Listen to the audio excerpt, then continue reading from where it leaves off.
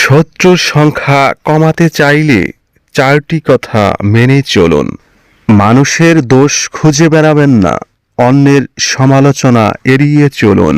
অযথা মানুষের সমালোচনা করলে এক সময়ে ঘনিষ্ঠ বন্ধুও শত্রু পরিণত হতে পারে।